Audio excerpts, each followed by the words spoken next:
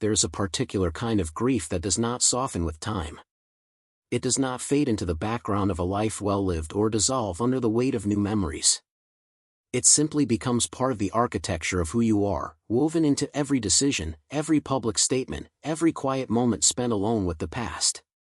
Richard Carpenter knows this kind of grief better than almost anyone alive. He has carried it for more than 4 decades, and at 79 years old, he is still carrying it, still speaking about it, still refusing to let the world reduce his sister Karen to a footnote or a cautionary tale. What he has said in recent years, and what his life since 1983 reveals, is a story of love, regret, survival, and an absolute refusal to be silent. To understand what Richard Carpenter has been carrying, you have to go back to the beginning, not just to the fame, but to the foundation of who these two people were to each other before the world ever knew their names. Richard Lynn Carpenter was born in New Haven, Connecticut in October 1946, and his sister Karen arrived 4 years later in March 1950, born in the same hospital, raised in the same house, shaped by the same parents in the same early years in a quiet Connecticut neighborhood. When the family relocated to Downey, California in 1963, they brought with them 2 teenagers whose entire inner worlds already revolved around music. Richard was obsessive about it in a way that went beyond teenage passion. He collected records. He studied arrangements. He listened to the radio with the focused attention of someone taking notes. By the time he was 16, he was already participating in professional recording sessions, which tells you everything you need to know about how seriously he took the craft. What he discovered at California State University Long Beach changed the direction of his life completely. He met musicians, composers, and lyricists who would help shape the sound he was already hearing in his head, and he came to a full recognition of something he had always sensed but never quite articulated, that his sister Karen had a voice unlike anything he had ever encountered. Not just a good voice. Not just a pretty voice. A voice that seemed to carry something human and true in every note, a contralto that could hold a listener in place without effort, that could make an ordinary lyric feel like a personal confession. He built everything around that voice. The Richard Carpenter Trio, formed in 1965 with Karen and a bassist, began entering competitions and winning. Their victory at the Hollywood Bowl Battle of the Bands in 1966 opened doors. The road to a record deal was not immediate, and they worked through failures and false starts, a band that dissolved, demo tapes that went unanswered, until A&M Records founder Herb Alpert heard Karen sing and recognized immediately what Richard had known for years. The Carpenters signed with A&M in 1969, and within a year, with a rearrangement of a Burt Bacharach and Hal David song called Close to You, they had their first #1 hit and the beginning of one of the most remarkable commercial runs in American pop music history. What followed across the next several years was extraordinary by any measure. Hit after hit, Grammy after Grammy, television specials, White House visits, sold-out venues around the world. Richard's arrangements were meticulous and sophisticated, warm without being saccharine, precise without being cold. He was not the face of the duo. He was never trying to be. He was the creative architect, the producer, the person who heard the full picture in his head and found ways to make it real. And at the center of everything was Karen's voice, which Richard placed with the same care a curator gives to a priceless object, building everything else around it so that nothing would compete with what it could do. But behind the success, pressures were accumulating that neither of them fully acknowledged at the time, and the weight of those pressures would eventually reshape everything. The mid-1970s brought the Carpenters to a crossroads that neither of them saw coming clearly enough to navigate safely. The pace of their career, the constant touring, the relentless recording schedules, the expectation of sustained excellence, was extracting costs that did not show up in chart positions or award tallies. For Richard, the sleeplessness and anxiety that came with years of that pace led him to something that began as a solution and became a crisis. A family member offered him a pill to help him sleep. It worked. And then it required more pills to produce the same effect. He was dealing with a dependency on Quaaludes, and by his own account, it emptied him out from the inside. The drive that had made him one of the most focused musicians of his generation evaporated. He lost weight. He lost momentum. He lost the version of himself that had built the Carpenter's entire world. In January 1979, something happened that forced the confrontation he had been avoiding. He ended up semi-conscious backstage during what should have been a professional moment, and the reality of what his life had become could not be denied any further. He checked himself into a treatment program at the Menninger Clinic in Kansas and spent 6 weeks working toward sobriety. He emerged from that program a different person, or at least a person trying to become different, someone with the kind of clarity that only comes after you have looked at yourself honestly and decided to change. While Richard was in treatment, Karen made a decision that would become one of the most discussed and debated chapters in their shared history. She went to New York, found a producer who believed in her as a solo artist, and recorded an album entirely on her own terms. It was more adult than anything the Carpenters had released together, more emotionally exposed, more stylistically adventurous. It was, by the account of most people who have since heard it, a remarkable piece of work that showed what Karen Carpenter was capable of as an independent artist rather than one half of a duo. Richard heard the completed album and told their record label he did not believe it should be released. He felt it was too far removed from what their audience expected, that it did not represent Karen at her best, that the timing was wrong. The album was shelved.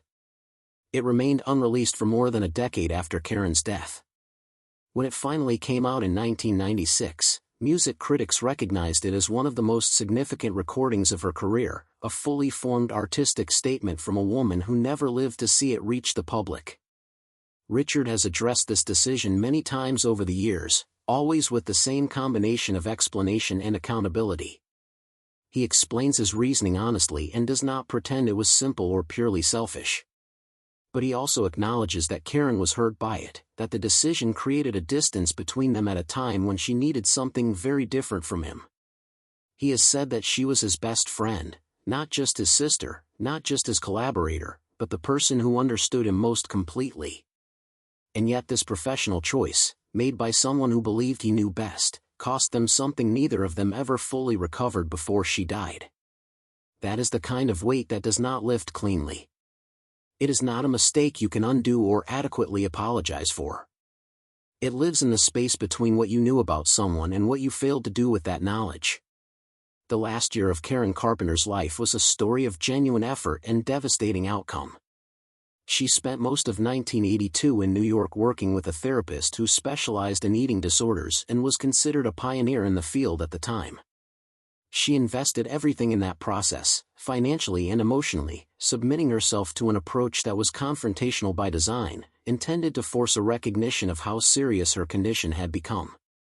There were sessions that were almost unbearable in their directness, moments where the gap between how Karen perceived her own body and the reality in front of her was made undeniable.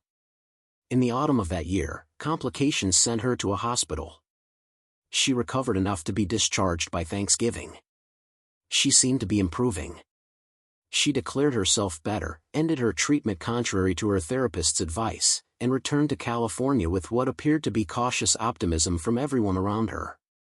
On the morning of February 4, 1983, Karen Carpenter was found unresponsive in her parents' home in Downey. She was taken to the hospital. She was pronounced dead that same morning. She was 32 years old. The cause was heart failure, the consequence of what years of anorexia nervosa had done to her body over time, damage that accumulates quietly and then announces itself all at once. Richard has spoken about that morning with a candor that is difficult to listen to and impossible to dismiss. He has described the intertwining of grief and guilt in a way that makes clear he has spent years trying to separate them and has never quite managed it. He had survived his own crisis. He had watched Karen struggle with hers. He had believed, as many people around her believed, that she was getting better. And then she was gone. He has also been consistent and clear about something else. The medical understanding of anorexia nervosa in 1983 was profoundly incomplete.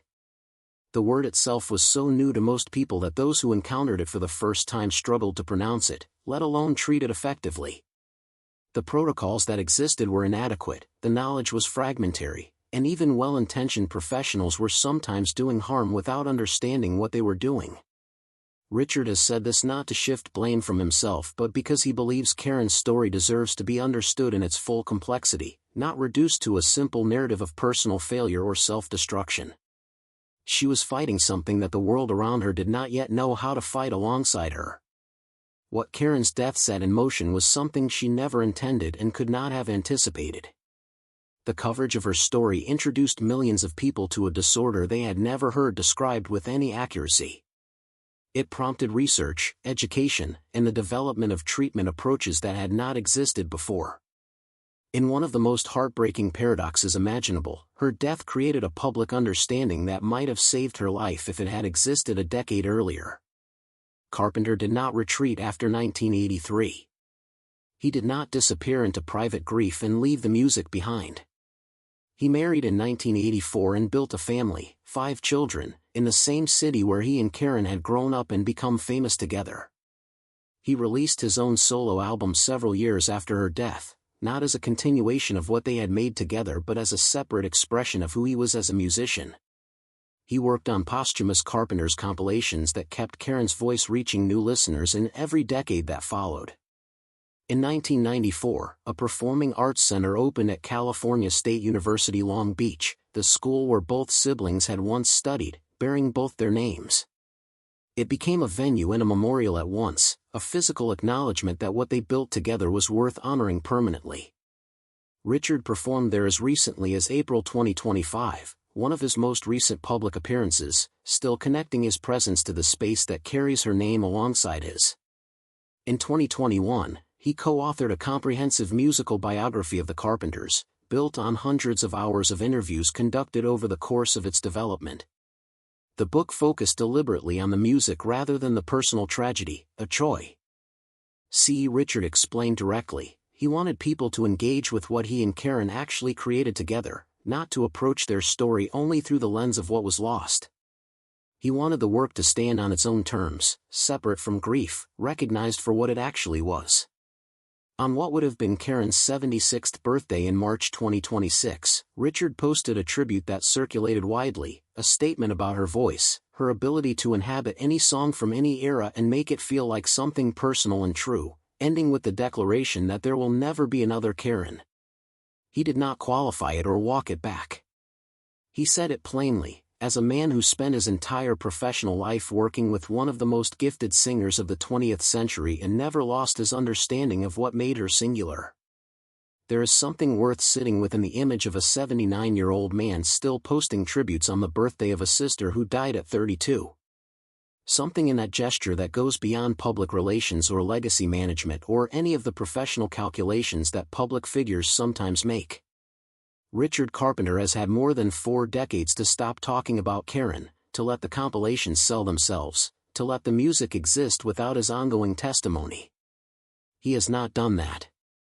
He keeps talking about her because he believes she deserves accurate representation. He keeps honoring her because he understands what was lost in a way that most people can only approximate. He was there from the beginning, before the records and the awards and the television specials, when she was just a teenager in Downey, California with a voice that made him stop and listen. He built a career alongside her. He made decisions he regrets. He watched her struggle with something he could not fix. He lost her on a February morning in the house where their family had lived. What Richard Carpenter has done in the years since is refused the particular silence that grief sometimes demands, the silence that says the dead are past and the past should be left alone. He has chosen instead to keep speaking, to keep insisting on the full picture, to keep telling anyone willing to listen that Karen Carpenter was not simply a tragedy or a symbol or a footnote in the history of a disorder the world eventually learned to take seriously. She was a musician of extraordinary gifts, a drummer and a singer whose talents Richard recognized before anyone else, and a person whose absence has shaped every year of his life since he lost her. At 79, he is still here. Still carrying what he carries. Still finding the words,